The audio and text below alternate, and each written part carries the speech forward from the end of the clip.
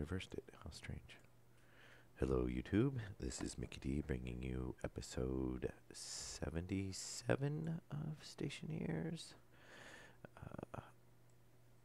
And we have got Nick in game with us today.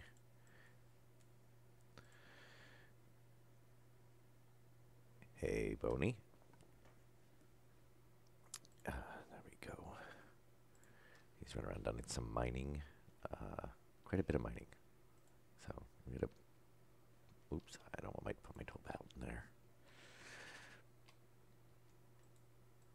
So I'll have to do some organization there. Get those out. Hey, MacGyver. So as you can see, the base has cooled down. We are running a little warm on this side for some reason. Not quite sure why. Not as bad as it was. It was up around 30. I don't know if it's coming. I don't know if it's coming in through the airlock or not. But I also realized too that when we were hooking up everything, we never hooked that up. It was just sitting on the wall. So I forgot to run the pipe out to the radiator. So that one's not doing anything. And we will probably put another one over here just because this is so far away and the radiator does run right there. But I want to. So I want to get prepping done for getting air scrubber pulling in from outside. And I'm not quite sure how I want to hook that up yet.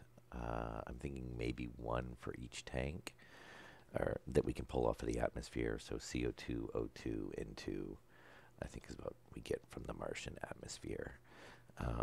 Because we're going to need to limit it so it doesn't overload the system, basically, and overpressurize. So I think the easiest way to do that is to set up either a digital valve off of the filtration on this, and it can open it up and then shut it off, and we'll have a passive vent pulling in from there. No, that won't work either, because then it'll still dump everything out, which we're going to get a ton of CO2. So I think what we're going to do is set up a dedicated filtration, and then on the output on it, it will dump out into here, and then the waste will just go back outside. And we can hook that up to a logic circuit that monitors the tank pressure, and it can run until it hits whatever we set it to, and then shut it off. And that way we don't have to worry about CO2 anymore. The O2 or the N2, we'll get a little bit of those, but not a lot. N2 we don't use that much, so that should be fine. O2, we'll have to see how much we get. But the objective is that we'll have enough CO2 that we can keep the greenhouse running so that can produce O2 all the time. Now, before we do that, we're going to have to be punching holes through walls and stuff. So we're going to have to depressurize the base. And before we do that, obviously, we're going to need to depressurize the base. It's going to take forever if we use the current system. So while it's depressurizing, I kind of want to work on adding that kind of, I want to leave these set up for the filters. It seems to be working okay where we've added more passive vents. We're getting more airflow. But what I want to do is I want to add an active vent in, and then we can use a selector switch so that when we shut this off, it kicks in those. And then that way they're not running all the time, so we're not getting the high volume, getting sucked back in. But that way when we depressurize the base, it'll go fast. And as you can see, our pressure is already pretty low. We're down to 22. We are actually, now that this is filled up, we're pretty much out of oxygen. So I think between running the furnace and the generator, when the generator is kicking in so much, we've basically just burned through a ton of O2. That's my only thought, because we haven't vented any out anywhere. So on the TeamSpeak, no. Your mic is showing as muted.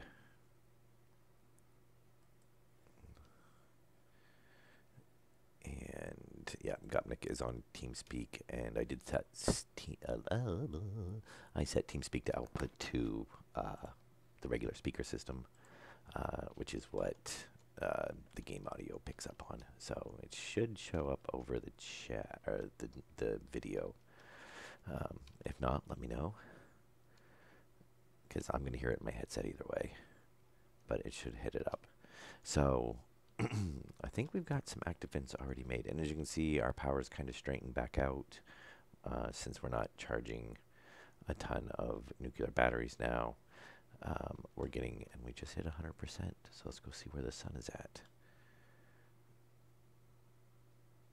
So we haven't even hit noon, and we've hit 100%. So we can definitely add another battery in, but we're not going to do it right now. So what do we got for active vents? We got 6 active vents, so we should hopefully have enough. There's been a few little updates today. No bug fixes.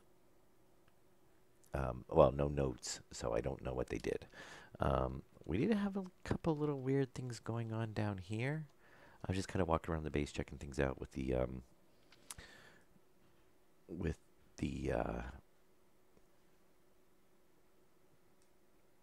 oh, yep, I can, barely, but yes. Yeah, we had some like these 2 frame blocks were not lined up with the grid. So they were still there, but they were like at a weird angle. And this battery had popped out of the ground and was still fully assembled, but it was laying on its side. So and that wire was turned around. And obviously, as you can see, there's some strange paint going on.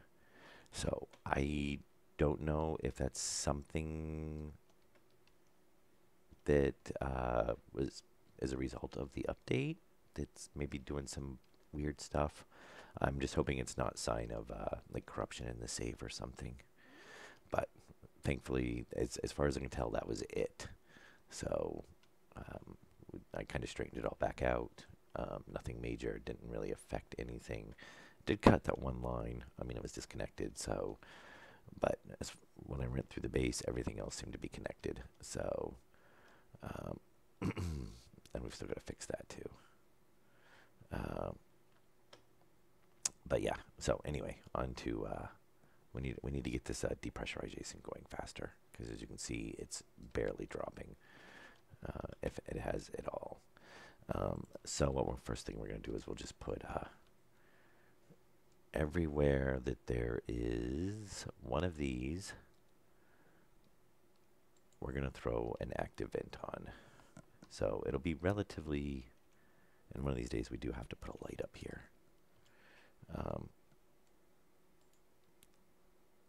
So I think what I want to do is, easiest way to would be, oh no, we need to go before that. So if we do something like, all right, let's pull this panel off. We're going to have to look into this a little bit more on this one. Hopefully some of these will be pretty straightforward. Some of these are going to be a little bit, oh, well, that's not too bad. My thought was to like do a T off of this, and then we can have this one come down, and we can have this, because obviously we want these to tie in after the volume pump. But what we can do is we'll leave it up there to be even.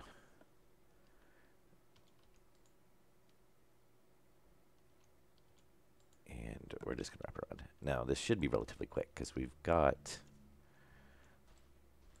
all of, we've already got wire, our power to each one. And we've got, get that out of my inventory. And we've got, obviously, the pipes and whatnot right here. So we're not have to running any pipes or anything. We're just basically adding these in real quick. And the only pipe we're going to be adding is just to hook up the actual vent itself. Oh,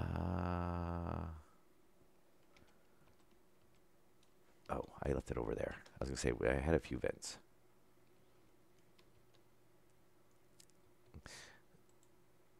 No, Drake is Gopnik in game, so he's on TeamSpeak. He seems to be having mic issues, and I've got TeamSpeak tied into the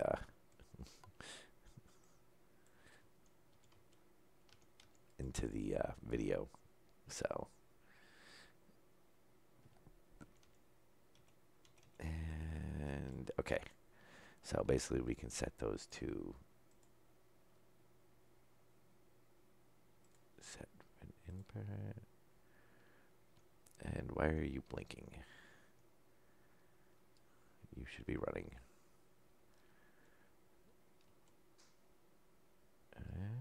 Why are you blinking? Is it one of those weird... Oh, and hopefully we don't have the... because we're going to be working with pipes a little bit.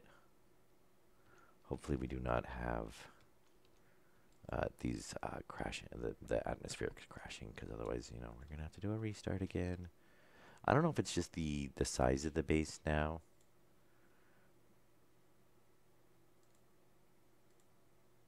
Okay, there we go. Fine. Yeah, sometimes they don't seem to hit it up right. The ACs do it as well. And look at that. Pressure's dropping. I mean, it doesn't take much.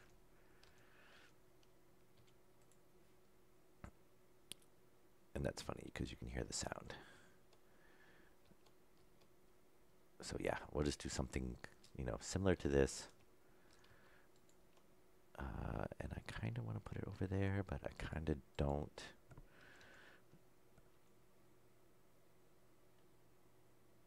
I mean, we could just do just like that.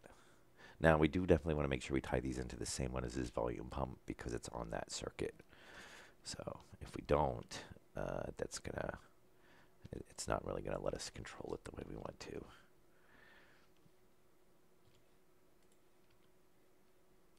All right, so what we're gonna want to do is on this one. Oh, okay. All right, well, thanks for the mining run.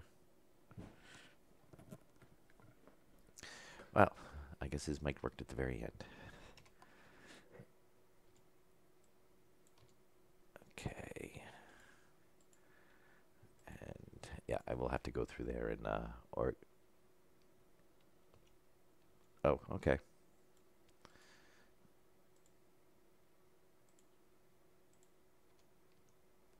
Oh, on the stream.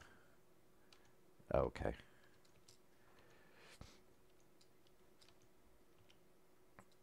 Yeah, I might have to mess with the settings there a little bit. It's probably not the best way to hook that in, but I didn't see anything in OBS to directly grab, which I might be able to do. Hook it in like a game and just pull the audio off of it. I don't know. Well, we'll see. I really wish we had more than two hands. Because this whole swapping between stuff does sometimes be a pain. All right. So we turn that. Yeah, it always seems like you have to basically have that on last for some reason.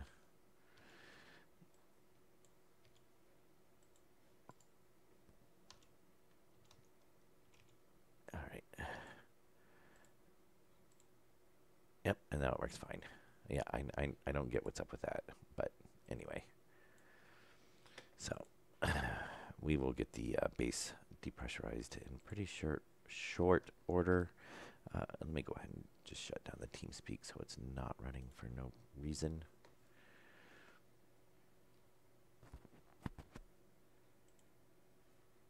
Okay. All right, so we got that one running. We've got that one running. That's an output. And we'll go throw a couple in here. So we definitely want one over here because this is the main, one of the, you know, grabs from everywhere. We'll go ahead and drop that. And then what we'll do is we're gonna revamp the logic circuit a little bit. so that'll kick these in automatically. And this one might get, actually we can do a 3-way on that. That'll work. And I think we're going to have to stop and make a little bit of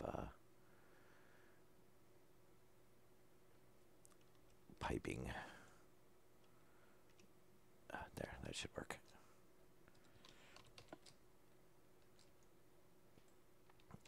So, but the good thing is this is after this is done, then now we can pressurize and depressurize the base pretty quickly. I don't know if I want to do that because it's probably going to do the same thing. Set where to, and obviously we're not going to turn it on yet. Grab me that and wire cutters. All right, so let's do this.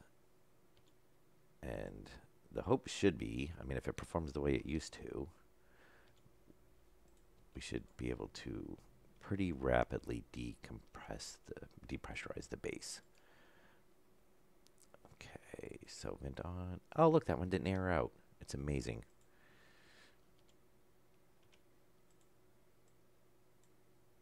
Okay. And then so we should just be able to kind of add on to the circuit relatively. Oh, my jetpack's on. I was like, why am I going so slow?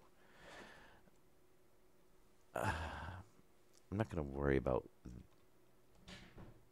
Oh, yeah. Hey, look, there's part of the reason why. We got to remember to set this one. This one is not tied in with the rest of the system. And that one should be tied into the rest of the system.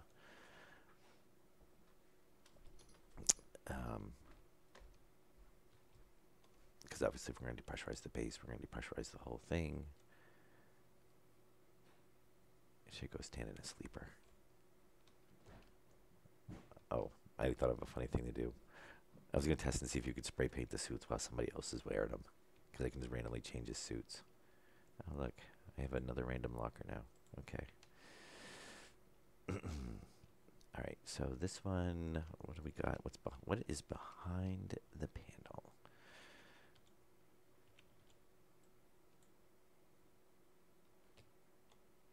We're definitely going to want to... I'm trying to leave them kind of like in line so it looks halfway decent. Let's see. I guess... Oh, that'll work. Yeah, because that's the same circuit. So that'll be fine. And if we can... I don't think... Yeah, we don't have any wiring run behind there. So we can do just like that. We'll set that to an inward. Definitely need more pipes. Some more. Oh. Ah, no iron in the machine. 16 iron. Yeah, we haven't, except for mining, haven't done anything between episodes besides let the base cool off. Which the new the expanded radiator system did make a big difference. Everything cooled off a lot. Wasn't very long. I probably had it idling like a couple hours. Did I just put steel in there?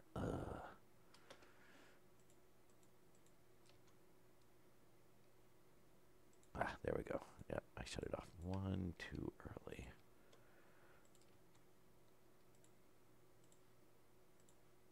And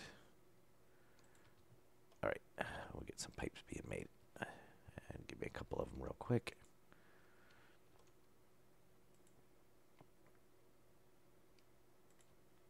All right, there we go. And we'll let that pump out a ton of pipes. Because we're going to need a lot anyway. There's no getting around that.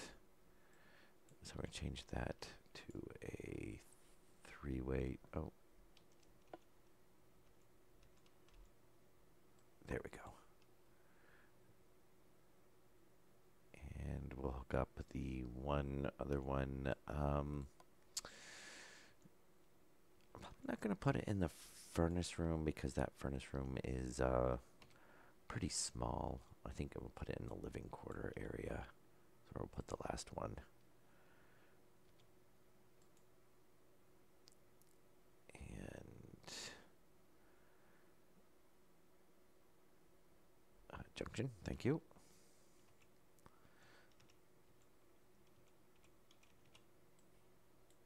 Okay, is this one going to work or is it going to air out? Hey, it worked. Very nice.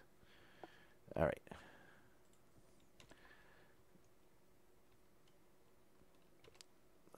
So hopefully we should get...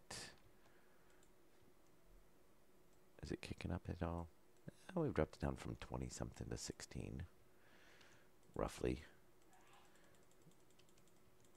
Yeah, definitely.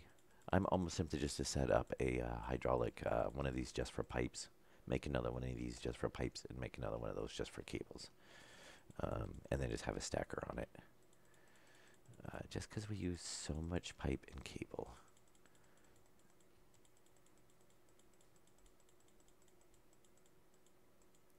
That'll give us a bit.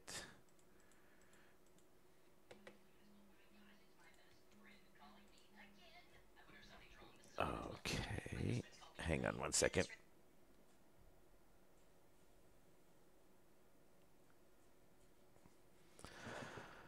Okay, sorry, that was a phone call. Just have those there right now. All right, so let's go get this last one hooked up. Yeah, this is depressurizing pretty good. Question is what are we at for pressure down here? Because this always takes a while. Might actually put it down here because this has to pull everything up the stairs, so that kind of takes a while. I still gotta put a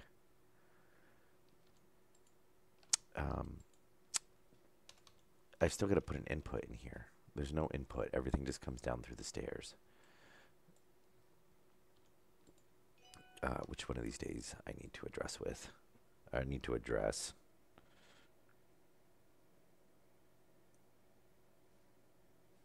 And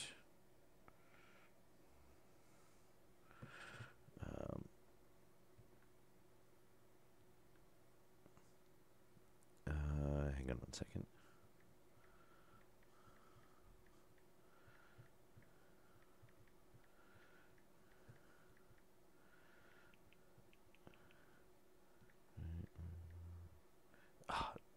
Autocorrect. Do not autocorrect that. What are you autocorrecting that? The autocorrect is the bane of existence.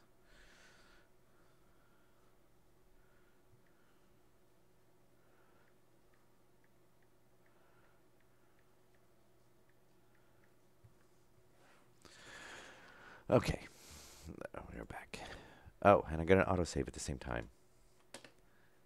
That or the game froze. Let's see. Oh, nope. Autosave. Look at that. I can see. I think the only time I've ever had the game freeze is I've noticed every time the atmospherics crash. If I try to exit the game, it'll crash the client. So other than that, I don't think we've ever had any crashes, or I've ever had any crashes. So not too bad, especially for early access. Okay, we can kick that on. Set that for input. And we'll just cut that wire.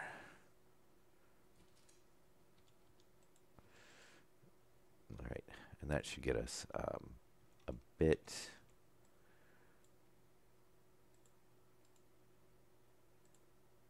And an error. Very nice.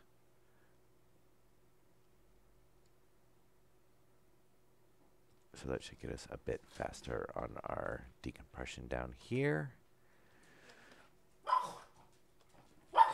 Hey, quiet. And that's the dog randomly barking for no apparent reason.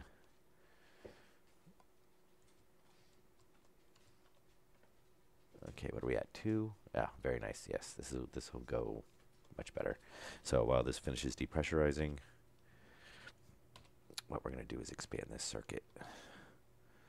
We'll open up this panel. So I think what we can do, which that should be plenty of room.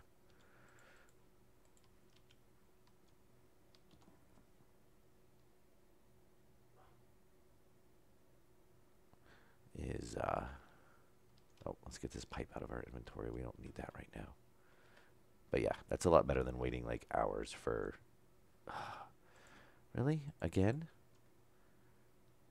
Is pipe network bugging out?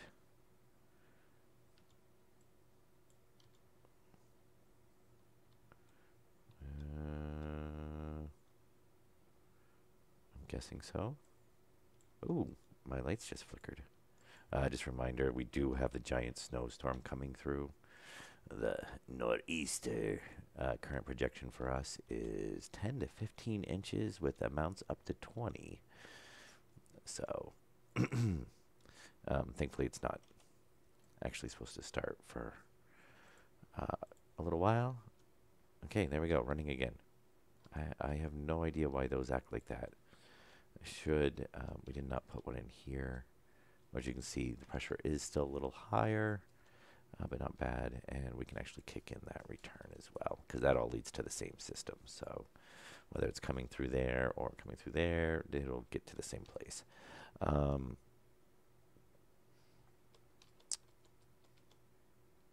and this will kind of pull out. So yeah, those are shut down because the pressure's dropped lower, which is fine.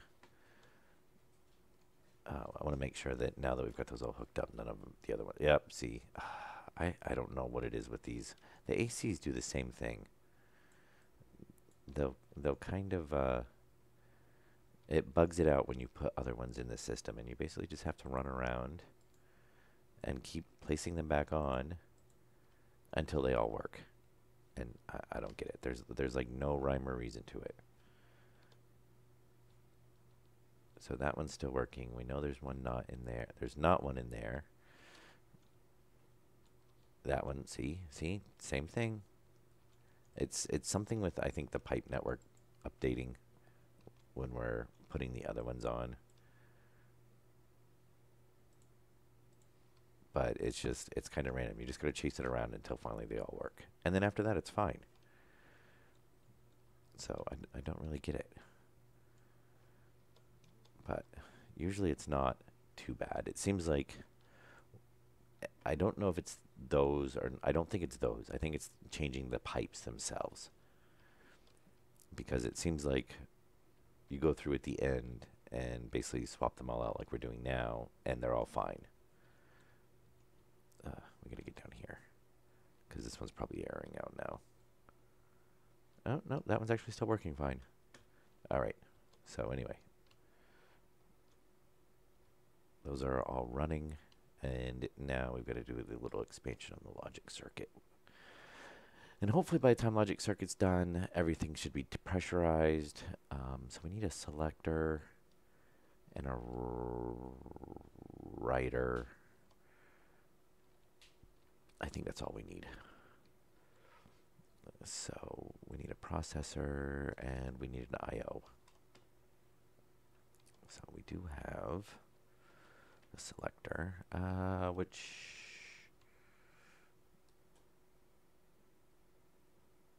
yeah, we can tie in there. That's fine.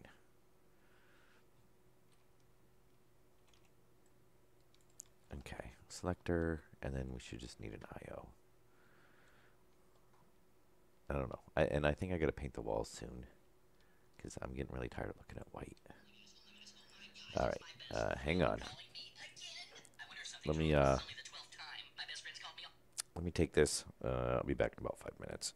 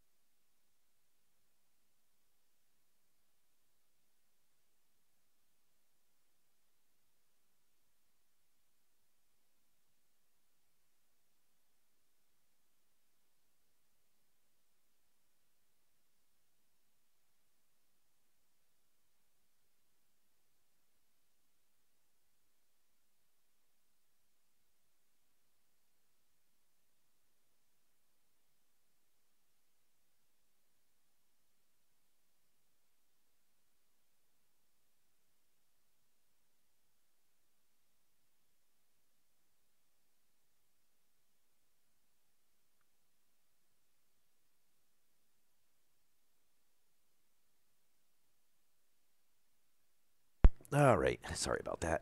I'm back. I had to take that phone call. All right, so where are we at? Yes, I/O circuit.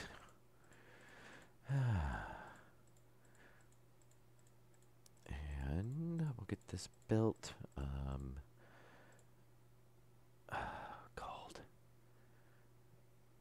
No gold. No gold. Oh, we got gold. Why do we have gold in there?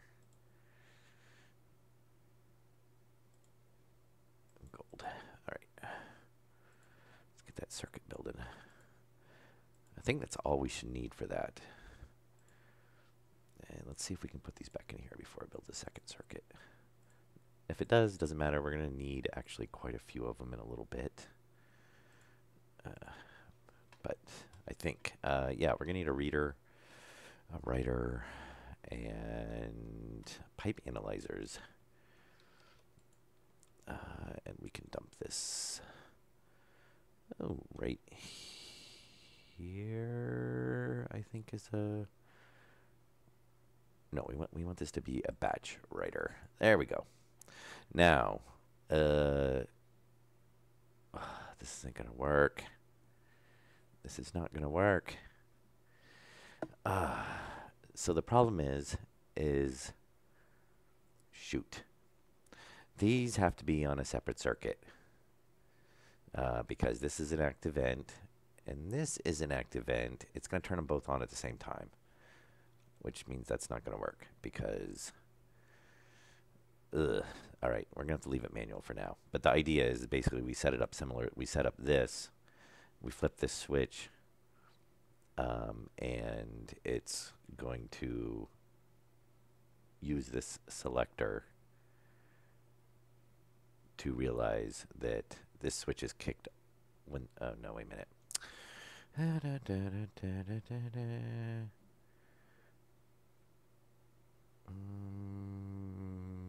Yes, because we're going to say if the switch is off, then it's going to turn those on. So yeah, I'm going to have to run a separate circuit for that because it can't be integrated in with this circuit for the power-wise. I really wish they'd I wish everything had a separate power and data. So, that's annoying. All right. And I didn't really want to rewire all of that today because we're going to have to, yeah. Because we're going to have to run wiring everywhere. I mean, now is kind of the time to do it because the base is depressurized. But I don't know why I didn't think about that.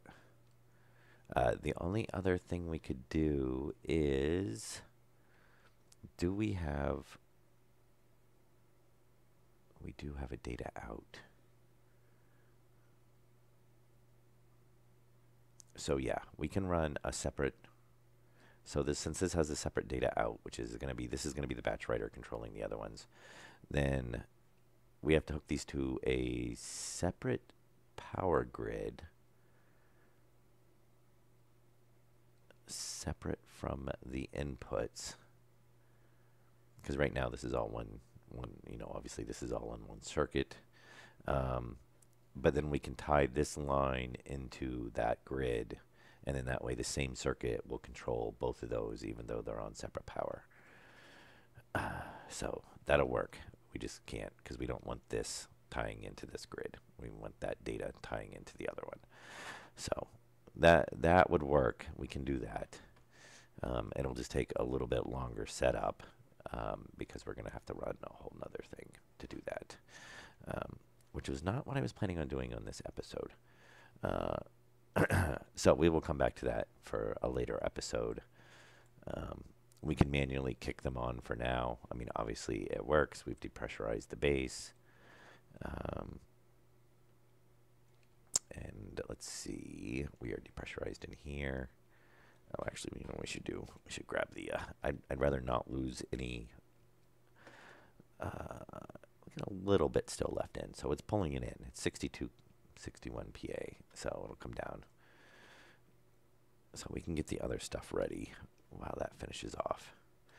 Um, but we'll come back in another episode and rewire all this, because that's going to be kind of snaking stuff around. I might snake it all through the ceiling, because we don't have really much run up there.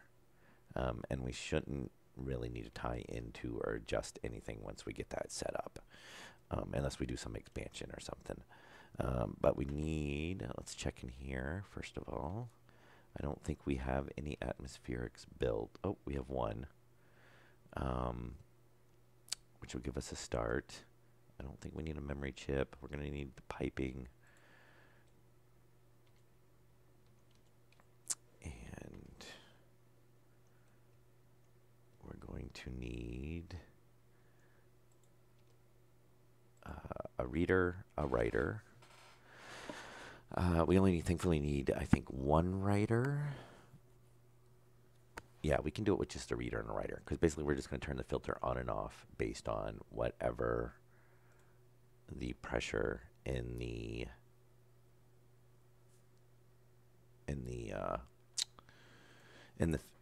tank is. So we're going to read from the, oh, so we don't need a pipe analyzer. That's right, because we can pull data right off the tank. So we just need a reader and a writer. We're going to read the tank and write to, so we'll need a memory chip, and we'll need to compare. Let's see, so logic processor. Yeah. So we'll read the tank, compare it to the memory. If it is, if it's less than what the memory says, then it's going to write it. So reader, writer, compare, and then the memory. So kind of, I swear, that's like the circuit you use for like 90% of the stuff in the game. And that would be so much easier with a greater than, less than on. I think we're just going to go right through there. A greater than and less than on the, or actually, that's our intake. So let's pull up the floor and find out exactly where we want to tie this into. So my thought would be either we can come out through the wall like there, or see, there's our pressure right there. We'd have to cross over that pipe, which we're not. Well, we could actually. That's our CO2 line, so we could stick it on this side. I kind of like the idea of having it here, because if we tie in over here, that should still get us into our pressure, the pressure reading from that tank. So we probably just stick it right here. And then I kind of like the, we'll have them between each tank. Or maybe, oh, actually, we could do one. Let's see. Let us, since the base is depressurized, anyway. Ta-da! Alright, so I know we've got CO2, we've got nitrogen. I want to say there's pollution too. Yes. So we've got CO2, which we'll obviously get quite a bit of, oxygen, which we'll get a little bit of, nitrogen, which we'll get a little bit of, pollution. I'm not going to worry about the pollution. We're only using it for radiator system, and we're getting plenty off the furnace. So I'm not going to hook that up right now. If for some reason we ever start running low on pollution, we can collect it. It'll be easy enough to add it in. Which reminds me, I need to put a set of stairs there.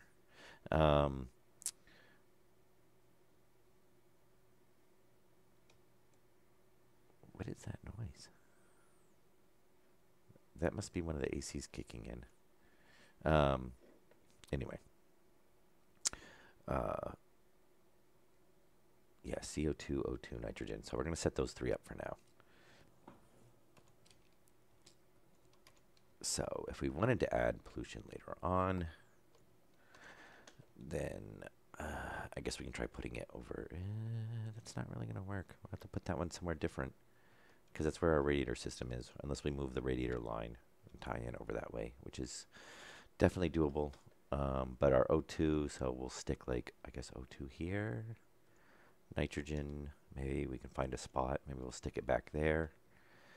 And then CO2 can go, yeah, right there. So that'll work. And completely off what we were just doing while the base is depressurized and before we forget about it, we gotta finish hooking up that AC before I forget yet again, because what will happen is I'll repressurize the base and forget that I didn't hook this back up. So yeah, we can tie in somewhere right around down in here. Which reminds me, because we had this corner pulled apart, and I completely forgot why we had this corner pulled apart.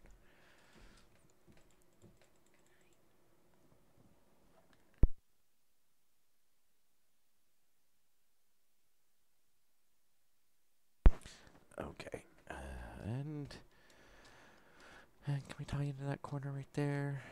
We could tie in right into the corner. That way we don't mess with, we don't have to pull out any of the radiators. And we'll get this taken care of real quick, because it will be quick. And like I said, if we don't do it now, I will forget about it. So there is a pipe behind here, which we probably are not going to be able to access until we grind some of this.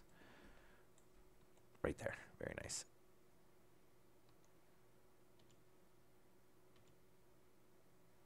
And we can just, we're going up there, so we'll just tie in. We're going to want this to be a 4-way then. Yes. And luckily I did, since we expanded this yesterday, I repressurized the whole thing. So we are quite a bit higher. Yeah, I guess we'll run it that way.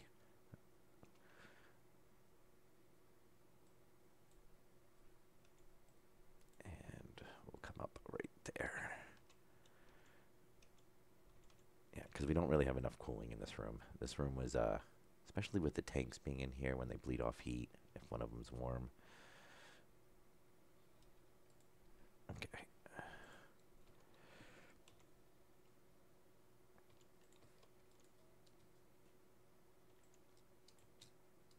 All right, and give me those.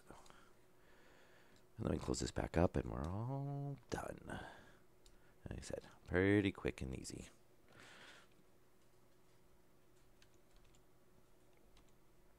But I know if I didn't get it, I'd forget about it again. Oop, I'll make sure we get that one.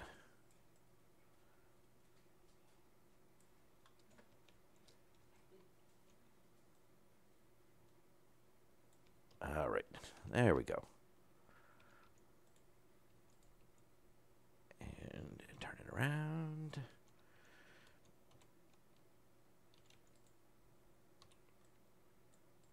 All right, so now we've got that hooked up. All set to go. We can now not worry about that. So back to the plan, which is basically what I wanted to do from the very beginning, but we had to get that depressurizer working. And I think what we're going to do is probably,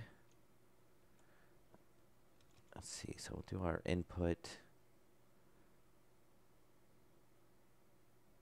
Maybe we'll just set it.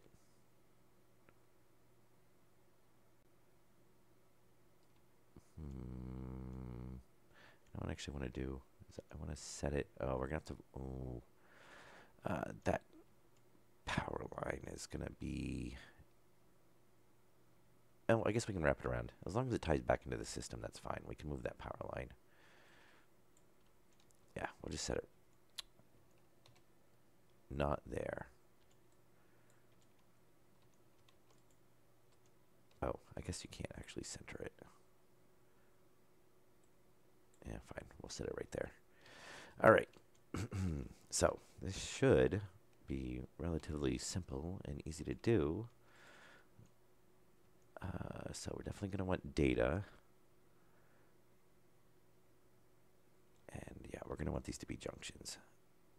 So there, there.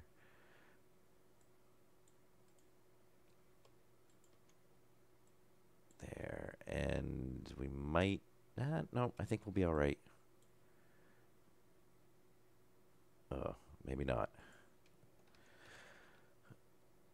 We have to get a little creative with our piping, I think. Okay, so this one, and that should just be a junction, which will change. Yeah, because we might have... We're going to have to tie into that, but our return's there. So maybe we'll set our... Well, we might have to move the valve, I guess. That's what I'm trying to say.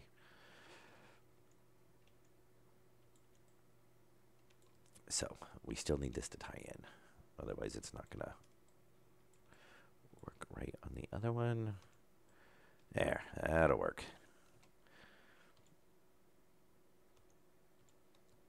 And we're going to want to open this up. All right, so what we're going to want to do, and we'll go store these over here with the rest of them,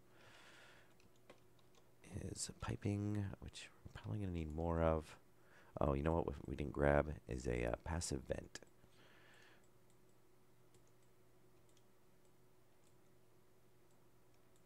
So, oh, all right, that's fine. Do a corner and bring that up. And now what's going to get tricky too is where are we going to put the logic circuits for these? Because we've filled up quite... Oh, come on. There we go. We filled up quite a bit of the floor already.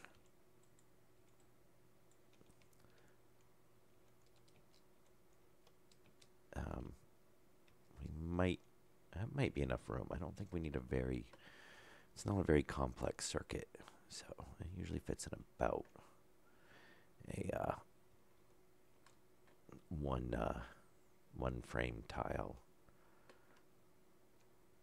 We'll turn that off. Pipe. Thank you. And we'll grab a passive vent on our way back through if we do have one. I think we... Nope, active vent. No passive vents. We used them all. And we're going to need 2 passive vents for this, because this we are going to actually exhaust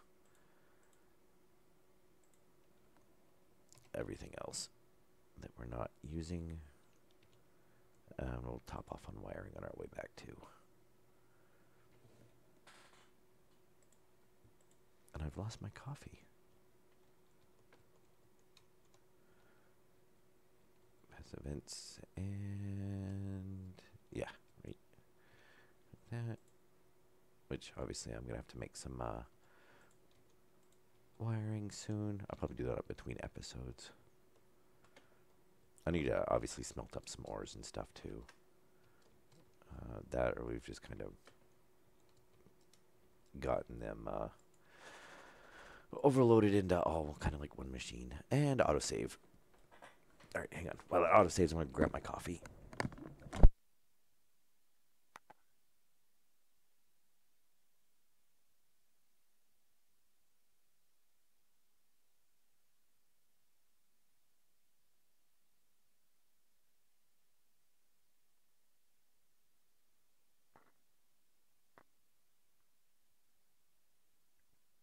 Okay. Got the coffee. So, corner, yes. Oh, right up here. Now we're actually going to need to run. I can't remember if these will go on the pipes by themselves or not. Yes, it will.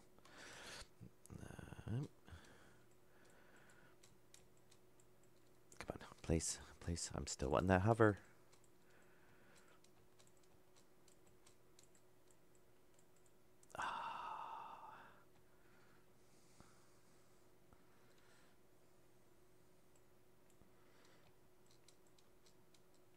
Very nice. All right. Yes, it is Mars. It is Mars with the moon terrain. Same base, I just changed the world type, so that way we'd get the Mars atmosphere, which was always the plan from the beginning. If the base had gone horribly wrong, then we would have just started over maybe, but, you know, we've got a pretty well into it at this point, so, and I think I've been saying that since the very beginning, that we would just change the world type to Mars if it was possible. And I'm still looking forward to like radiation hazards and sandstorms and, you know, things that we actually have to kind of like survive against. All right, so our waistline, we need to run it out there because we have no waistline in this. And I don't want to dump into the system because other tanks are going to then grab it. The whole purpose of this is just to fill up the CO2. It would defeat the purpose to have these on switches if, let me see, it would defeat these to have these on circuits to keep them from overpressurizing if, you know, we're running CO2, because obviously we're going to get more CO2 than anything else, just because of it's like 95% CO2. So that's going to fill up first. It'll shut off, you know, in most cases. The O2, you know, is going to keep running and running and running, and we don't want that like dumping because it's only 1% and then 2% for the nitrogen.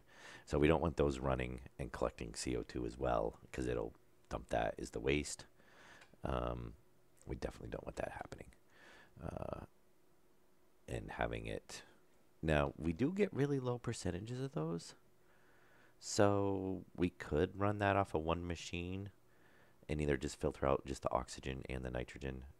But I think I feel more comfortable with leaving it as two, because we could have it just dump into the main line. But I think that's kind of asking for trouble. So we're going to set it up this way. And we've got to run, and I got to change that from an AC, obviously, and into a filter. Now, I don't like having the intake and the exhaust right next to each other because it's, I mean, I don't know. It's in the world, so it might not really matter. And we've never done the override on the circuit in here. So at some point, we'll have to expand that circuit with the override. But unfortunately, we don't have, you know what we'll do? We'll do the waste up above. You know, as long as we're a few blocks, it should be fine. So we'll just do, oh, we've got that pipe up there. All right. Actually, I still want the piping in my inventory.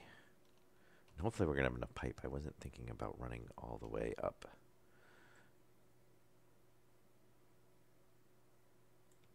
This is the drawback where we're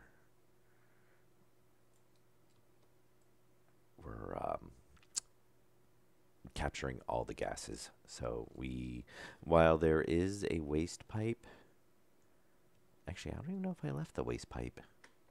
We used to have a waste pipe. I think I ended up not even hooking one up because we're capturing everything.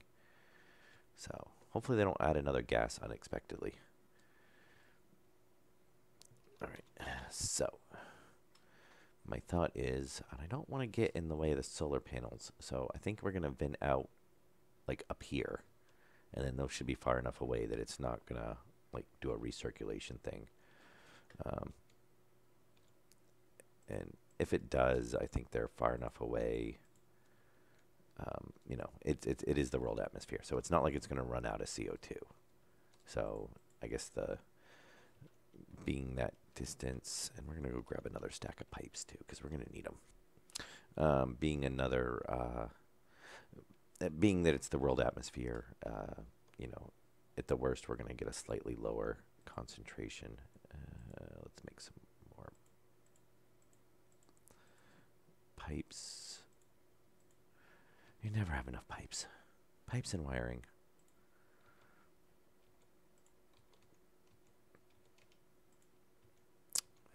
see. Then all we got is the 20. And it is. And we'll do 20 for now. Let's see if that gets us up there.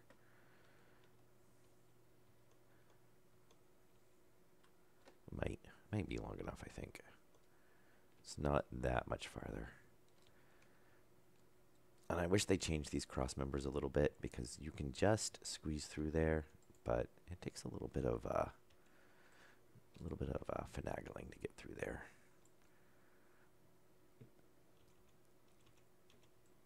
Oh, and I'm gonna sneeze.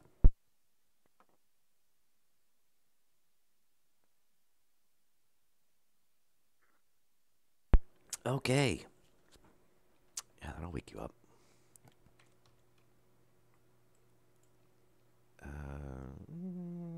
Yeah, we'll just go right up here. Yeah, and now once we have this hooked up, we should be getting plenty of CO2. Where are we at? We're in an hour, so we'll get this one finished up, and that'll probably be good for this stream. And I'm gonna bring this right. Yeah, we should have enough to do this. We'll bring it right to the edge. I don't want to go above it, because if we do, we're going to interfere with the solar panels. Well, we probably got a little bit. I mean, they're on the bases, but I definitely don't want to end up blocking one later on if we have one over in this area. And we'll just do something like that.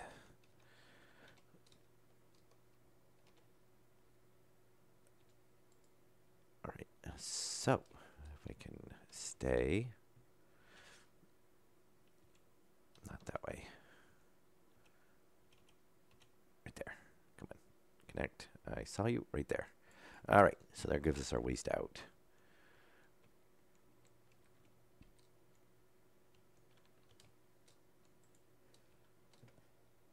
And we'll just dump that there for now. Let's get our handy-dandy welder out. Which, by the way, holy cow, I don't remember when the last time we refilled the welder was. Of all the tools, I think they last the longest. I think I've only filled this welder up like twice since we started the map. Okay, yeah, that's right. I was thinking we were one short there for a second, but we've got the one for the wall. All right. And probably coming up here pretty soon, we need to get these tanks enclosed, get dedicated wall heaters for them, and get the pressure and temperature gauge on them. So we'll probably, since we're kind of working on stuff like that, and let's change that out to the correct machine real quick before I forget again. All right, so we're going to want a CO2 filter, which I do believe we have over here. We got a little bit more to do on the piping. We'll get it up and running, and then we can do, there we go. Then we can do our logic circuit. That way it can start getting stuff done. So now this is where we're going to run into the issue. We need that shut-off valve so it doesn't recirculate the system. But we need to tie this in, and unfortunately we can't go back any farther because of the tank. So, where do we want to put, because we're limited to, and why aren't you actually reading that? Yeah, there's our input. So when we open that up, it lets it pull back from the system. So we could put it here, but that wiring's in the way. So we might, we could run the wiring underneath the floor. I guess that would fix it. Yeah, I guess that's, I don't see any other way we're going to be able to sneak that wiring back into there. So yeah, we'll do that. And then we can change the valve to be here. And that way when we're going to recirculate, we can just open it up and it'll still pull, because it's not going to pull behind the filtration. All right, so let's get that. And of course, it's one that hasn't been dug out. Oh, wow, this is the original side of the base.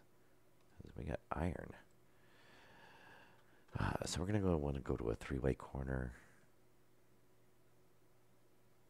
And a three-way corner. And then we'll go to a curve and a curve. Oh, do we get enough room to do that? It's going to get tight. We might have to move that line back.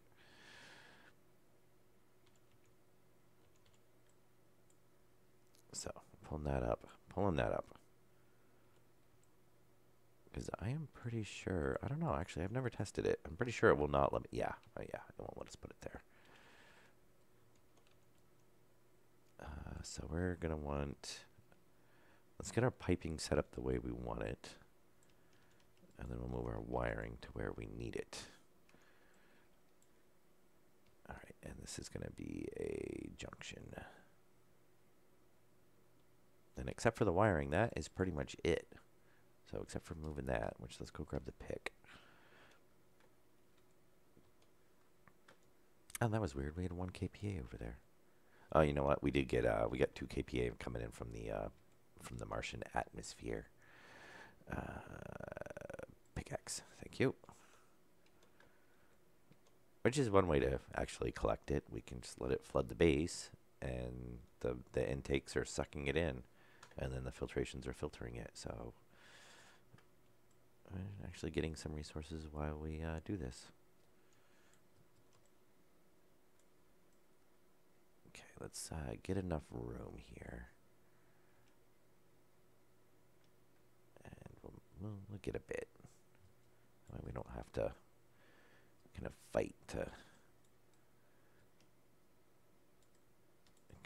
Come on. You know what you want to do? Alright, fine, we'll leave you. You're going to be that stubborn. And you know, you would so think in real life that you would be like, oh my god, how am I getting out of here? Which I might be doing the same thing. There we go. Alright. I don't need that pickaxe. And we don't need that, but we do need that, and we do need that. So three-way corner. I think we're gonna. Actually, we can probably just do a straight section underneath. Yeah, I was thinking we're going to need to do another corner, but no. All right, so three-way corner. There, three-way corner there, and then we're going to need to do a regular corner there.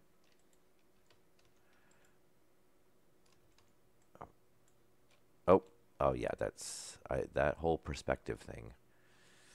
Come on. Oh, there we go. All right, let's go ahead and get that.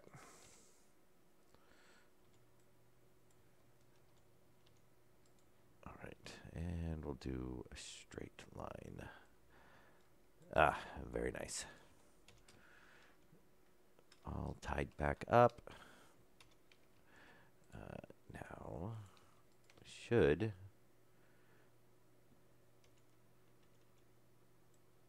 There. Now, if we need to recirculate, if we contaminate the system, we can kick it on. It'll pull back through, run, and we are good to go. Very nice.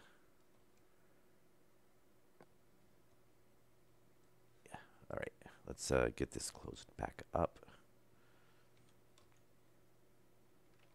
No, we actually want that there. And welder. And let's see if we can not fry any wiring. Right there and right there. Very nice. I'm always happy when I can keep from melting the wiring. So that's open, that's in, that's tied in. Yes, so if we kick this on, we should, well, of course we're, yep, 3.9, 3.8. course, the other system is running because it is pulling, since we're still exposed to the Martian atmosphere. But why is our... Oh, that's equalized with the outside atmosphere. So it's always going to read that. And obviously that's equalized with the outside atmosphere. A little lower because it's pulling in through. But we should, if we turn that one off, we should still see this climbing. If everything is going as it should be. And we'll just give it a second and make sure. Though if we pulled off the tank pressure, I do believe we get a little bit more of a detailed readout. There we go, 4.9. All right, yes, so, and we'll make it a second because I didn't check what the temperature was. I'm assuming the temperature didn't change. Because the temperature increased, then the pressure is going to increase. But yeah, there we go, and the temperature has not increased. So yeah, it's running. It's going to slowly just fill that up. And we can go ahead and kick that back on. And now for our circuit, which we could do the circuit over there. Oh, you know what? Let's go grab the labeler. I'll make this a little bit easier. And I'm surprised. You know what? We haven't put a nuclear battery in it. And this is one of the devices that definitely needs a nuclear battery. So I'm going to say CO2 source. We'll call it that. And our tank's already named. Everything else should already be named except for the circuitry that we put down. So we can... I think we'll stick it right here because we've got nothing else to go over here. So let's get these grates out of the way. Come on, great, thank you. And we'll grab the lovely supply crate. Oh, and we got an autosave. Or we're getting that weird lag spike still. I'm not sure. Looks like there was a weird lag spike. Yeah, that started a few updates ago. Hopefully they'll take care of that relatively soon. So we're definitely going to want a compare. And we're going to watch because we can't run. I don't think we can run wire there. Yeah, because that's kind of like the line, the edge of the chip. It won't let you go any farther past. We get a pipe there, so we don't want to. Maybe we'll just put it. Actually, we just put it right here, so we can tie it around. There's two sides right there. All right, we're gonna need a memory, which we can just do something. Actually, let's not do the memory yet. Let's do the readers and the writers. Those take a little bit. So that one, yes, we could do like that. And we just want a writer. I don't really want it.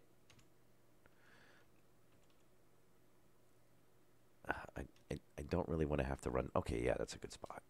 I'm trying not to have to curve because we're going to have to put a straight section in and curve around since we can't do a curve. Not really, because you have everything in mining belts.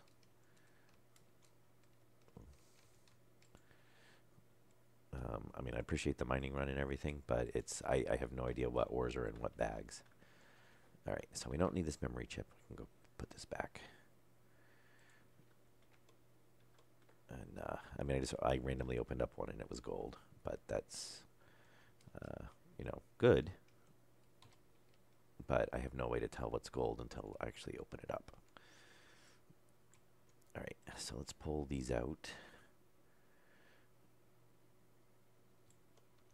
And we should hopefully have enough wiring to get this all done. So there. Oh yeah, we have plenty of wiring. we'll go ahead and hook that up there. And not a three-way corner. There. Four-way. Oh, okay. Well, I didn't realize that's what it was. But I still have to, open them up.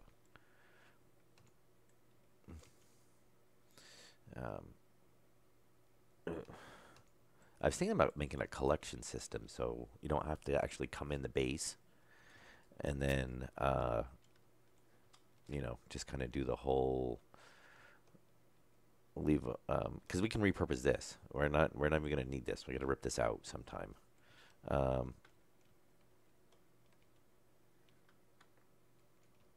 I was wondering what was kind of up with the organization. So is this tool belt full of helmets? Oh, it says oxite, but it shows a helmet. Oh, that's really weird. Why does that? It's acting like a helmet, but why does it say oxite? I'm so confused. Copper, iron, coal.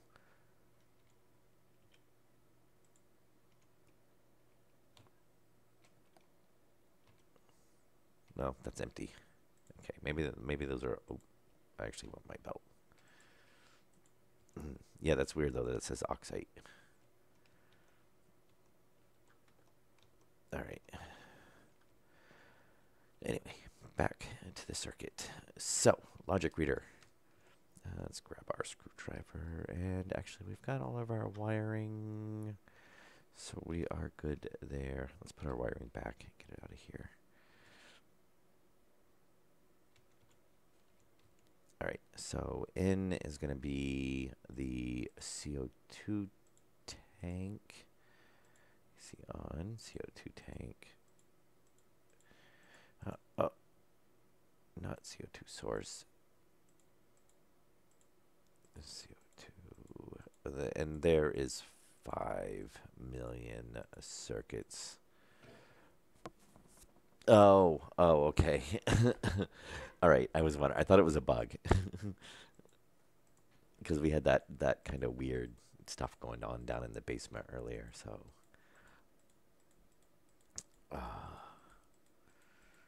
yeah, I really wish they'd put these on alphabetical order. And we did name that. I'm like positive we named that CO2 tank. Okay, yes. I just hate that we got the CO2 tank, or the CO2 stuff, but not the tank in the very beginning.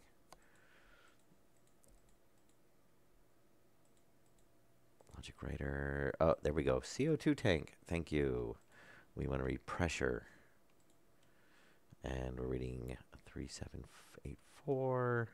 Now we got to set a really big number in here.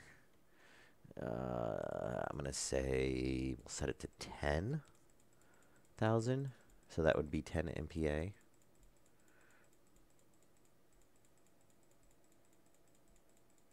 I think that's a good starting number.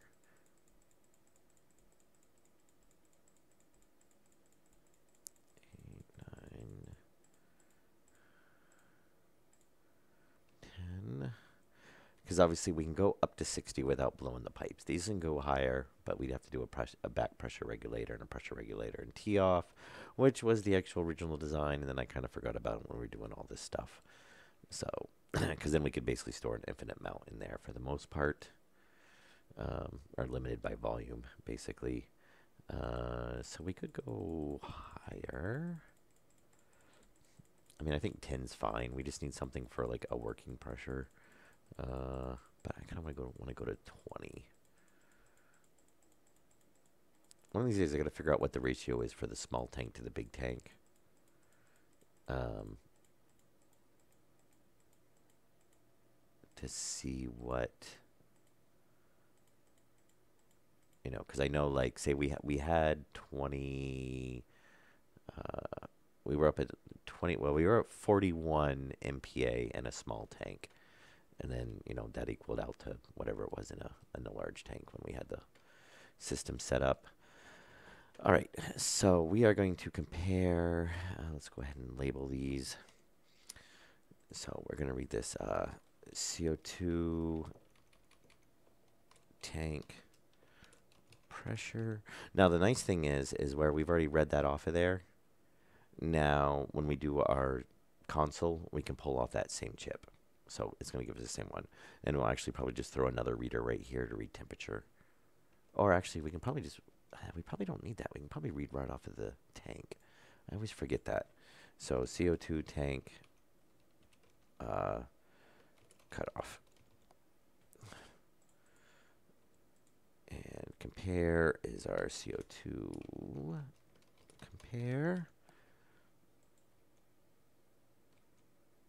Actually, let's add CO2 pressure compare, because we probably have a temp compare. And what did I say about not having a nuclear battery in this thing?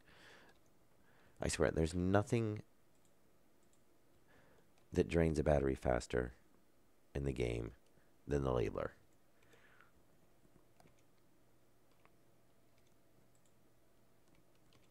But you know what? We'll change that up to and that looks so weird having that right there now.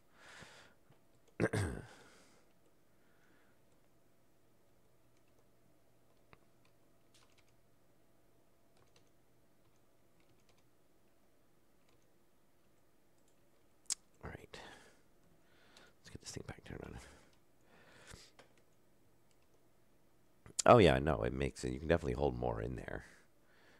CO2 cutoff, CO2 pressure compare, tank pressure, and now we're going to be CO2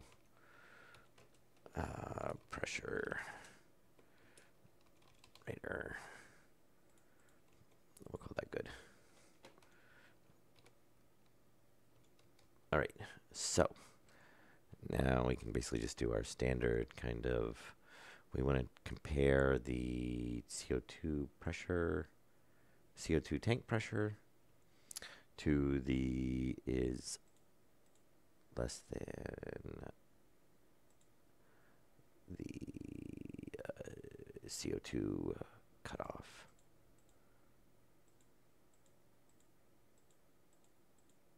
And how many circuits are we gonna have to cycle through before we get to it? You know what? We're gonna cheat. Except we won't be able to cheat on the last part. There. A CO2 cutoff.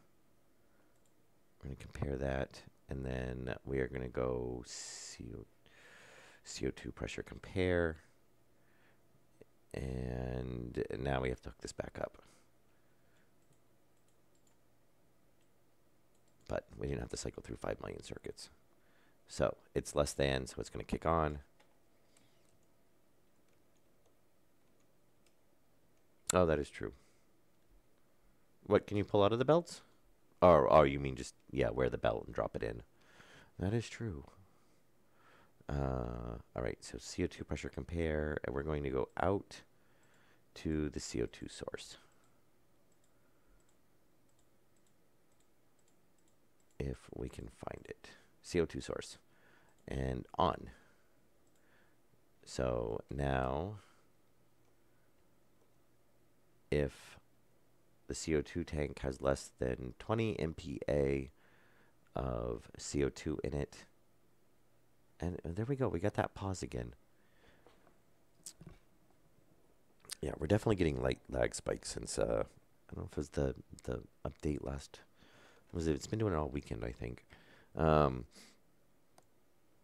So yes, if the CO2 tank is less than what we have set here, which is 20 MPa, then it will kick in this filter.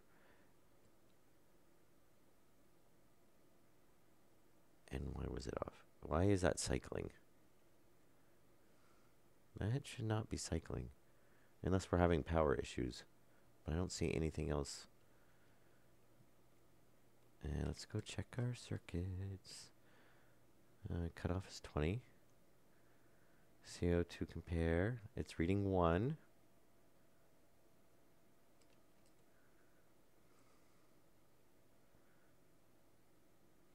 It's constantly outputting 1. I'm going to check it, make sure we're not drawing too much power.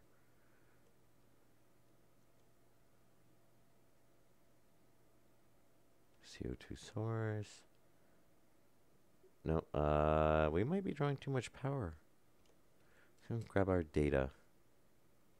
I don't see anything else flickering on and off, but... Oh. No, I know what it is.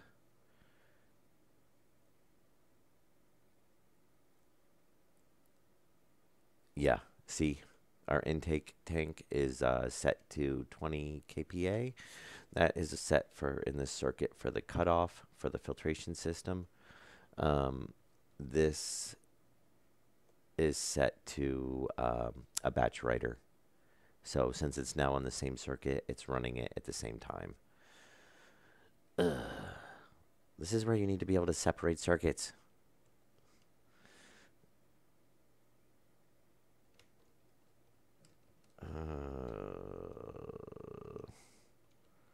So, how do we want to correct that? Obviously, I don't want to put a writer on for every single one. Though I was thinking about putting in a ratio, and if it only read the ratio for it, it would kick in. You know, if it said CO2 ratio in the tank was greater than 1%, then it would kick in that filter. That way it would more even, it would set each filter to run separately instead of them all kicking in at once as long as there's something in the system. You know, most times there's a combination of stuff in there, so it just kicks on, it flicks on for a second, filters, and then shuts back off, which we do still got to set a range on that. So the way to do this would be, I don't think we're going to be able to, unless we separate out this data line,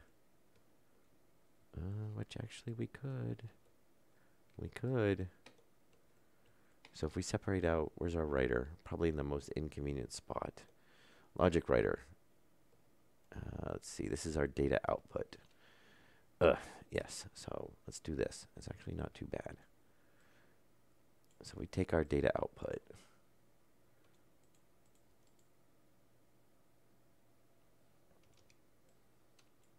And we do that. So it's just blinking because it can't read out to the data out. And hopefully we're going to have enough cable to do this now. Which is, it is nice because, you know, the filters do have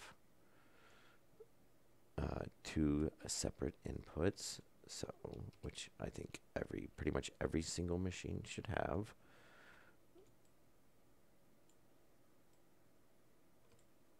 All right.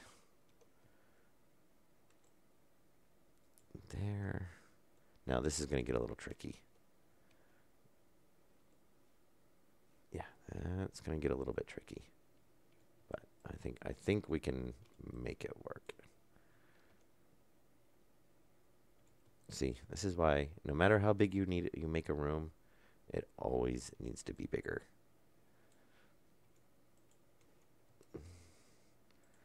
Because, you know, if we had just a little bit more space, if we'd put 2 blocks between the tanks,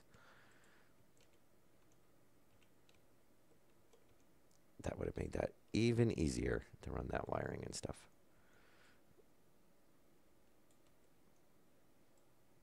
Can we fall? Can we fall? I think we're stuck in there. Ah, there we go. Very nice. And this room, honestly, I have so much trenches and stuff underneath here. I am thinking about putting another floor underneath this just to have access to all the wiring and piping and stuff that is run underneath this floor.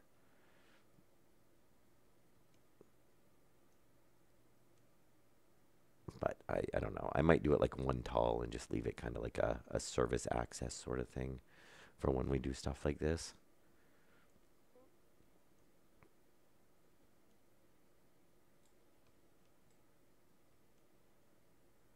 Okay, we'll take this out here real quick.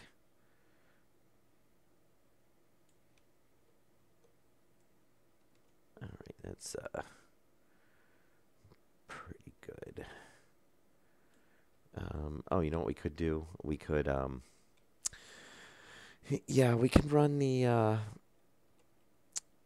that line coming off the other tank. We can just wrap it. We can bring it down and come back up. I think that would work for that as well. Since we're already down here, that makes it a definite possibility. So first of all,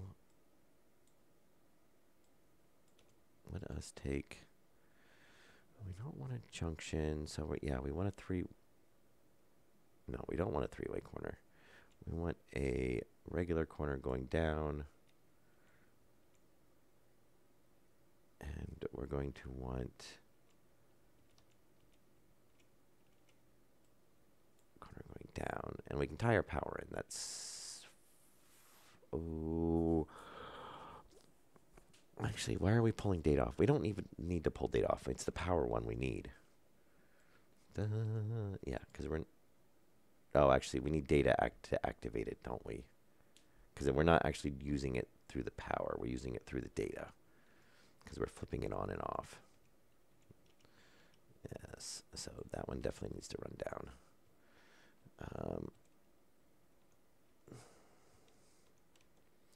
Yeah, we're gonna get a little funky with the wiring here, which hopefully one of these days they'll have like a bundled cable or something.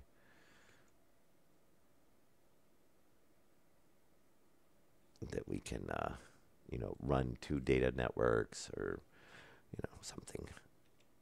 I think that would be, what is it, Red Power? Minecraft had that.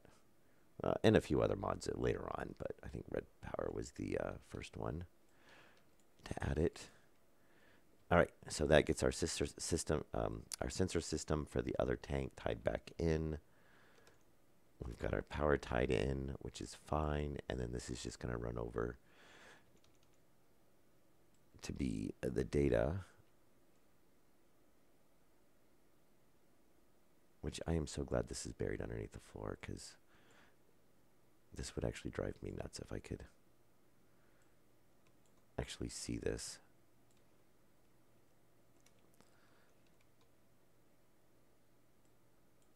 All right, and we'll just come right over underneath the circuit. With the only, actually, yeah, we can bend right there.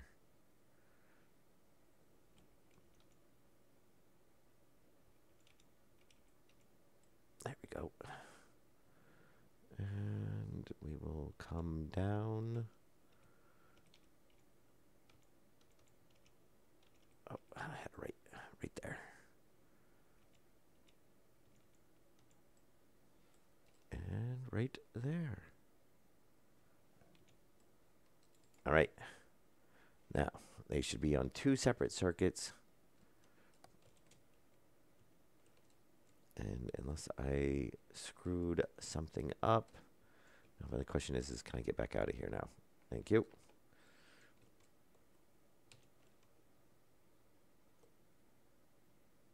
Oh, no. All right, why is that not in a separate circuit? Logic writer, CO2 pressure writer out. CO2 source. Should be running out. Is it going off the power? It shouldn't be going off the power. It should be going off the data. Is it sending it through the power?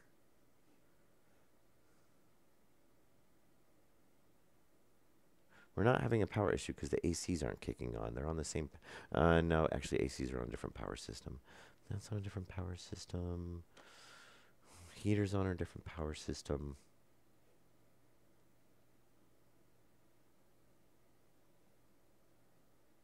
Yeah, but like the airlock should be on the same system as the filters are.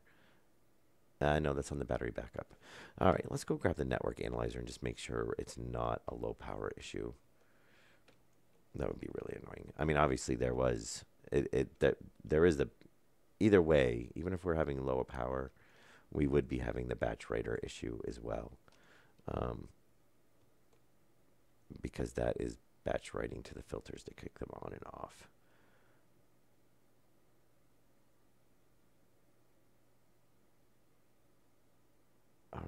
So the CO2, yeah, no, we're only pulling with everything running is 1.6 kilowatts. So it's not a power issue. But why is CO2 source? All right, let's try this then. No, we can't run power on the other side.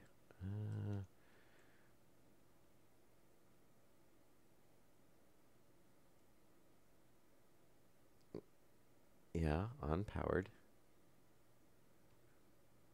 Is it actually writing through the power? That would be kind of weird because that would mean that data port is acting. It's controlling it through the power, not the data. Because we can see pressure writer and source is the only two things on this line. And I mean, that should be kicking that on.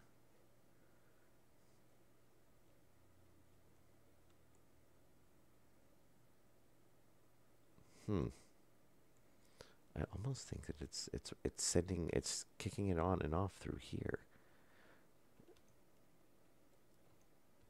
Which is going to be an issue because we don't have any power drawn through there. That's the issue, is when you have stuff that's controlled and powered through the same switch.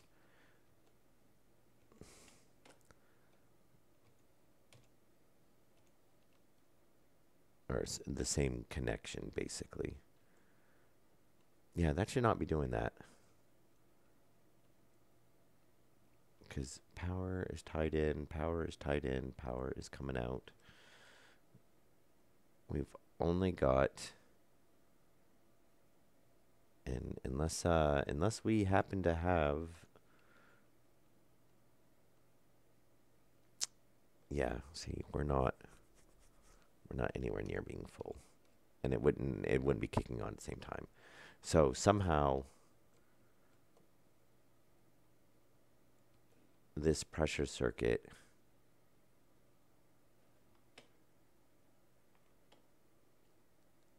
is controlling these through the power and not through the data. So I would say there's a definite bug because it should not be able to... Oh, you know what? I wonder if we can... I don't think we get an open option on this.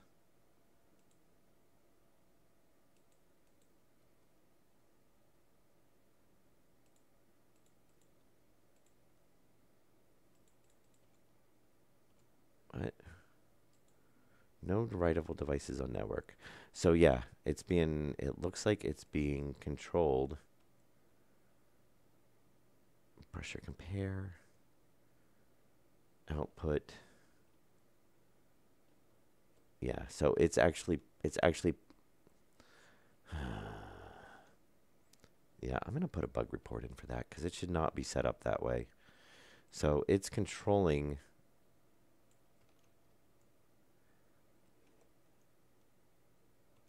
that through the power, which means that's probably not going to work now.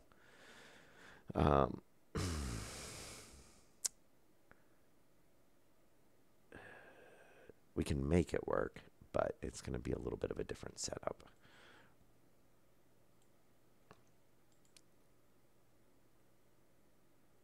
Yeah, that's a pain in the butt.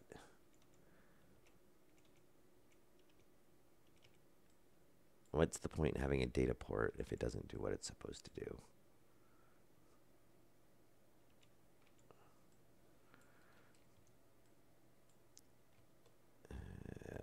Yeah, we'll do that.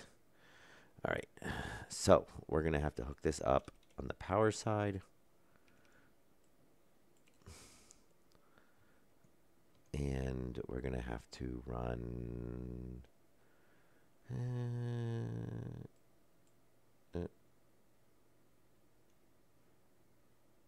we're not going to be able to bypass it there.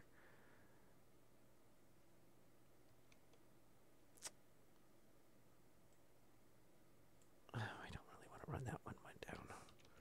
I guess we will.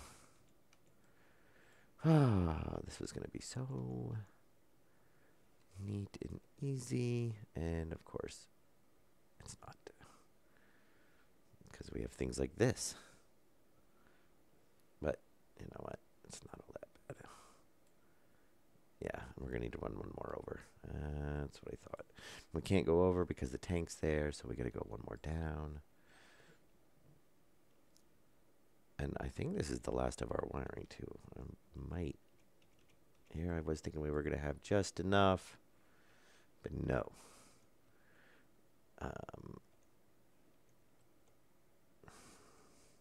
And we actually don't need that. Actually, let's pull this out. We don't need this bend in here now. That's just wasting wiring. I can't believe those are powering or turning on and off through the power cable and not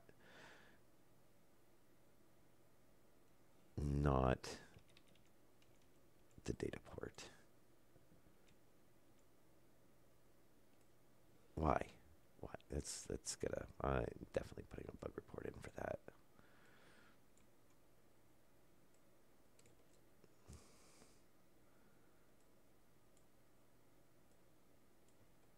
All right. So bring this over here. And I don't think we don't have. Actually, we might. It might let us do it.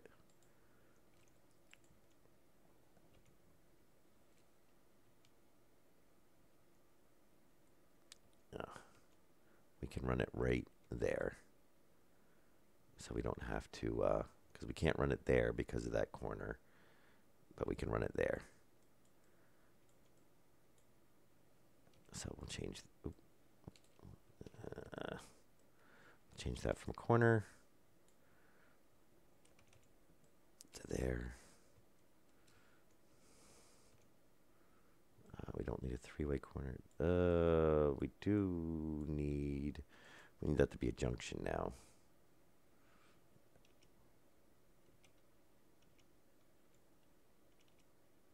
There we go. Junction.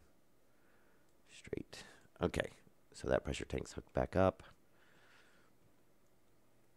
And now we can just we'll clean this up a little bit more.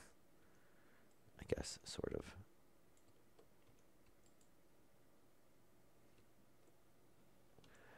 All right. And then what we have to do is just add power to that circuit on the other end. Since luckily we put it over on the tank side.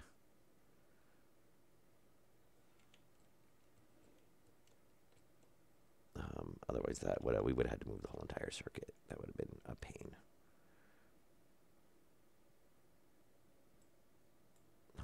This isn't a pain as it is, but you know what? It could have been worse.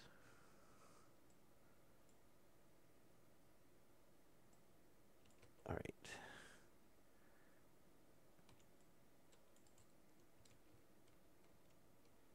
All right. So. Yes, and it has not sending any power, so that's tied in. Obviously, it's not clicking on and off with the other ones anymore, so that's good. Now, so what we need to do then is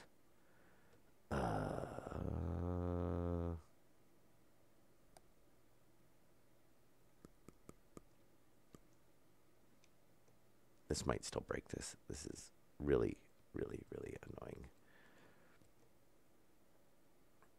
Okay, no. We can run in underneath. So if we do a junction down here, we can come in off of another power line. And you know what we can pull off of right here. It'll be a little oddball, but it'll work. Is we can tie right off the lighting circuit.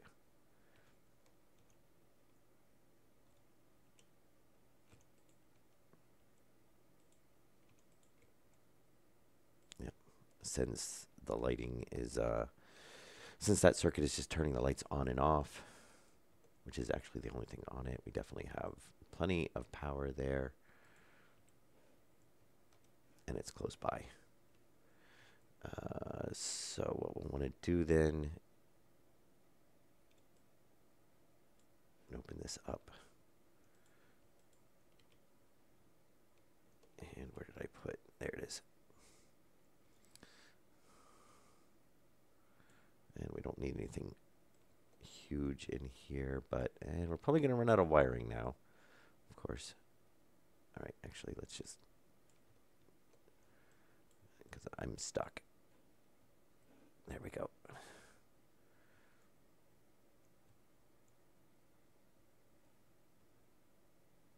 And, all right.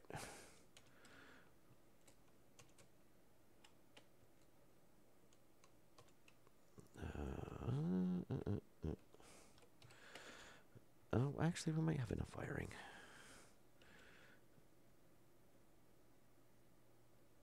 So we're going to want to tie into, let's see if we can do this as straight a run as possible.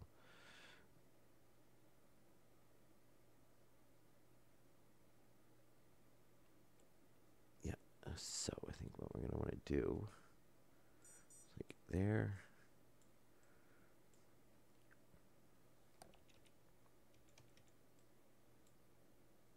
And there. All right.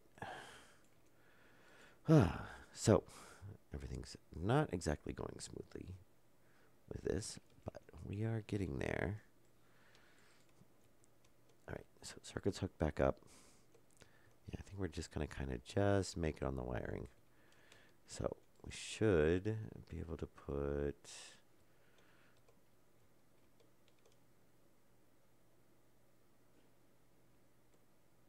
It's going to be over there.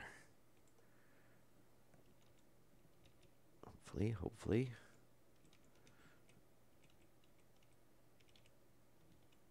There we go.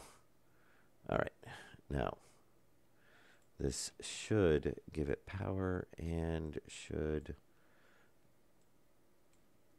let the writer control to it. If not, at least it gets it off that circuit. But I do believe this should work. So we should just need a three-way here now.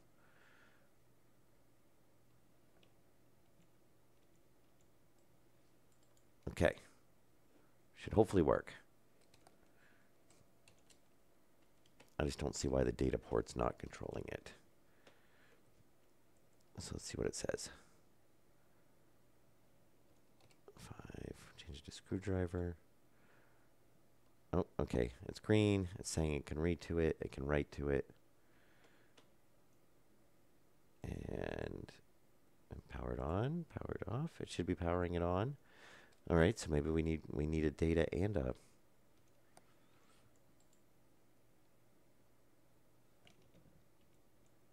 That's the only other thing I can think of. But I don't see why you would have to...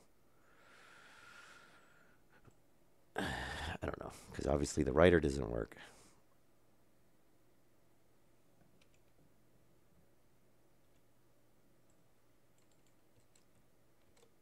Or it doesn't work on the data port.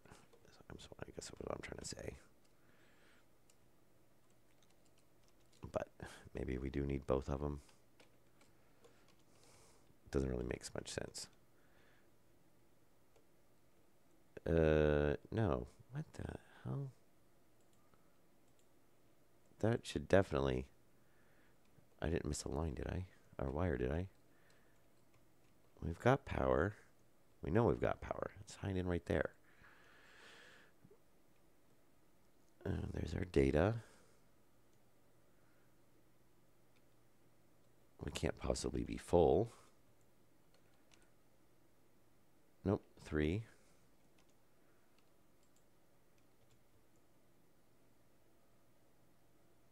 So that is outputting a 1. So CO2 is CO2 pressure compare. CO2 pressure, CO2 source is changing to on. All right, so why is it not turning it on?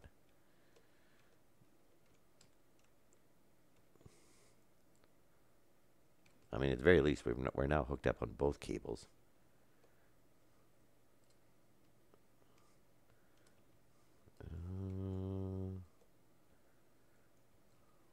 missing anything.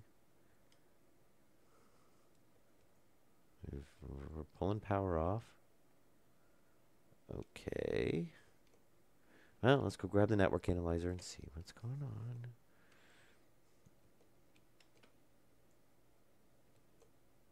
Oh, already have the network. Do I still have it on me? Right there. So I should see fuel mixers, pressure regulators, light switches, transformers. Yes, CO2 source.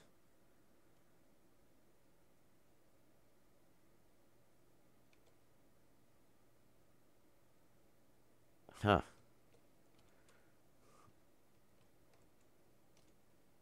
And yeah, we're only running 1.1 kilowatts, so it's not a power issue. All right, what is going on here? Unless, wait.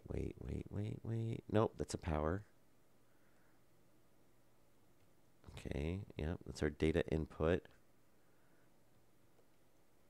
We don't have to have the power hooked up, do we? No, we couldn't have to have the power hooked up. That doesn't make any sense. So we're definitely outputting a power. So CO2 source is our output. Pressure compare.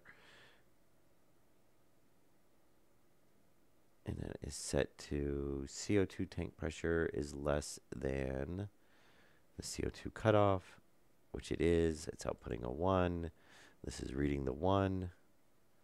CO2 pressure compare, yes. It's outputting to the CO2 source, which we know is that. And it's turning it on. So why?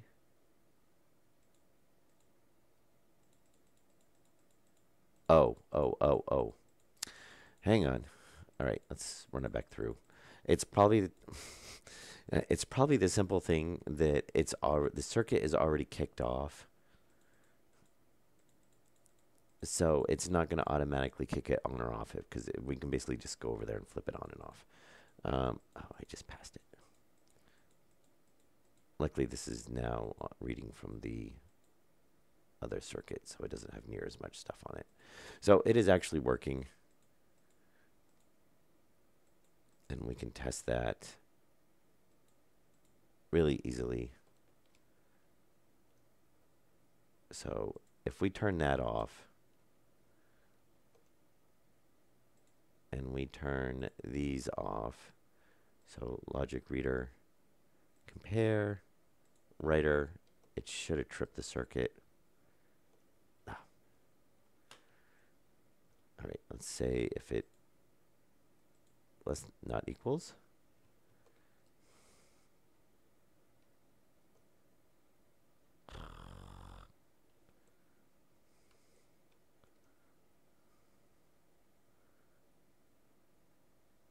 Not equals, does not equal.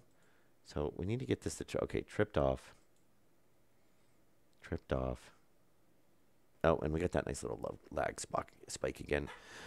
Drake, it might be because you joined and left. I might have to restart. I'm not sure. Okay, now that's kicked back on. Yes, so there it is. So now that the circuit is kicked off, kicked back on, it'll resend. If the circuit doesn't change, then if we flip it off, we can flip it back on. It's not going to do anything. And we can sit there and see that that is running independently. So kind of a pain. But luckily we can continue this circuit. We can pull off of this line to pull our power. And since these are not going to be a batch writer, we'll just have to make sure we don't tie into the other one. But that is working. So we can button the whole thing up and basically continue on, which we're not going to do obviously in this stream because we are at almost 2 hours. And And that is a little bit longer than we usually go for a stream. Okay, not always, but you know, we aim for an hour and a half, and we don't always hit that. Obviously, this is such an occasion, but we got it straightened out at the end, and I really don't want to burn wires. So now basically we have an unlimited source of CO2, and this will just keep running until that tank hits 10 kPa or 10 MPa. That will shut off. If we run the furnace or something and it adds more in, it's not going to care. But if we're running the greenhouse and we pull it down below, then that will kick back in to top it off again. So, and then that way, you know, running the furnace and stuff is not going to be enough to overpressurize the lines, but it'll give us a decent reserve that, you know, if we hit below that, it's going to start making it up. And we will do the same thing at some point for the oxygen and the nitrogen. But yes, didn't quite go as smoothly as I planned. But, you know, that's sometimes how it goes. So now what we can do is we'll put the walls in here. And I do want to put an individual heater, which thankfully we shouldn't be drawn. We should be able to, maybe not. 1, 2, 3, 4, 5. We're obviously not going to heat that tank, but we want to have the rest of them. That one doesn't really matter either. We don't need to heat that. Technically, I don't think we need to heat the water either anyway. But we definitely want to do the CO2, the O2, and the nitrogen. That would be 3. I don't know if I really want to put a separate circuit on there or not. But those are going to be controlled. We'll have a separate one from the room one. So basically my plan is we stick a wall around this. Hopefully we can come right down here as well. Block these off, probably with glass. We'll probably have to move the window, the flip the light around to the other side. And we'll have a heater in here. And we'll be able to heat the tank, and then we can use this to cool it. And we'll have the heater set to be a little bit below. You know, the AC will be set at the lower end, the heater will be set at the upper end, and that way we should not be trying to pull. You know, because the ACs draw a ton of power when we're trying to heat with them. So hopefully that'll work a little bit better, and then it'll keep it separated from the base atmosphere. So we'll have to, you know, change that a little bit right there, because that's going to be in the way for the wall. And we shouldn't get the issue with it, the tanks bleeding in and bleeding out. You know, the thermal transfer between the base atmosphere and the tanks. And this one we'll do a little bit different. We'll block it off, and I think what I'm actually going to do is punch.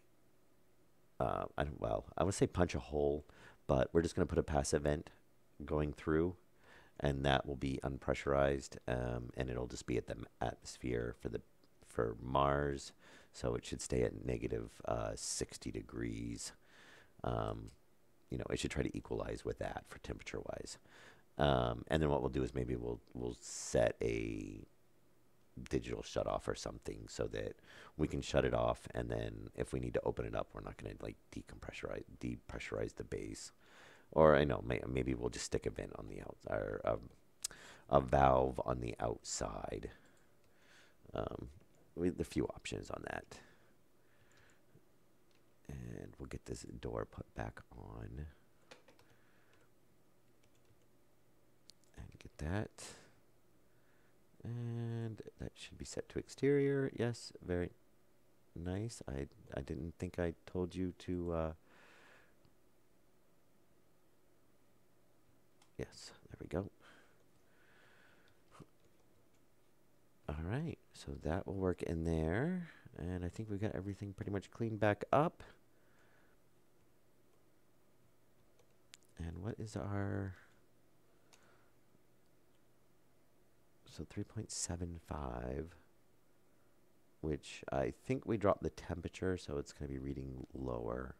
Because I believe this was up around 60, and the AC has been sitting there running. It's obviously pretty close to being up to temperature, at the correct temperature now. So it's doing pretty good. And it'll just keep slowly filling it up, and then we can still do our recirculation if we need to.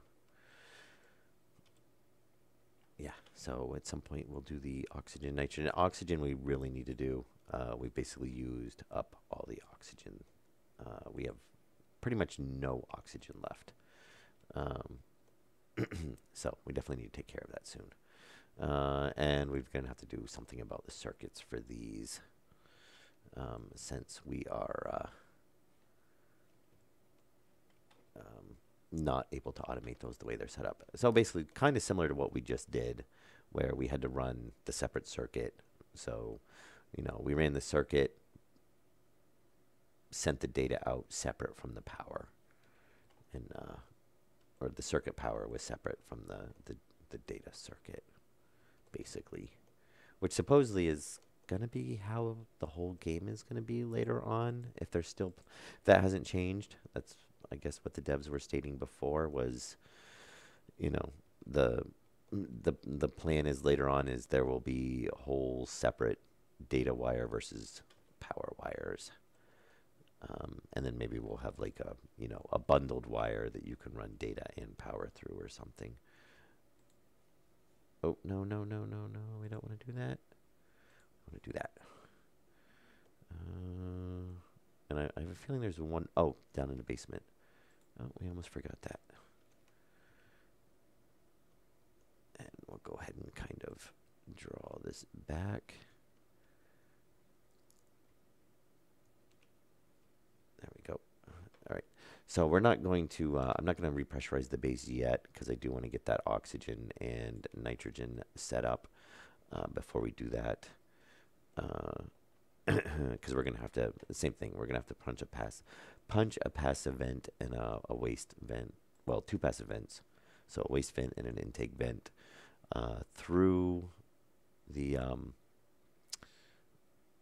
wall to hook those up.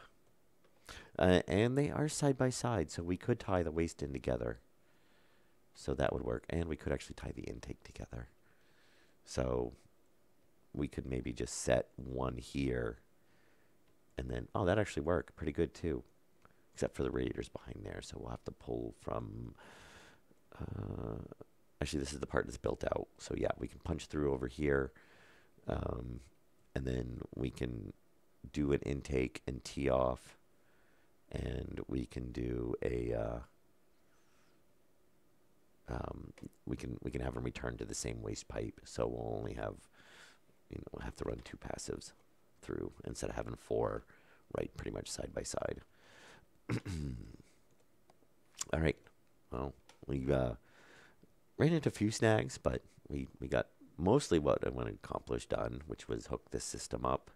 Unfortunately, we didn't get that completely automated yet, but at least they're in there. We can depressurize the base in a reasonable amount of time, and hope you guys enjoyed it. I will probably do a stream. Now, we do have the big snowstorm coming through tomorrow, so last projection, which I should check and see if they updated, was 10 to 15 inches for my area. So plus, with areas up to 20 inches. So we'll see. Yeah, we'll see if I lose power or not. Basically, same forecast. Yeah, 14 to 20 inches, 10 to 15 along coast. 40-mile-an-hour winds. So we'll see. If I don't lose power, then I will probably be doing a stream tomorrow. And if I do lose power, then I'll probably see you guys in a day or so. All right. Hope you guys enjoyed it. This is Mickey D, and I will see you in episode 78.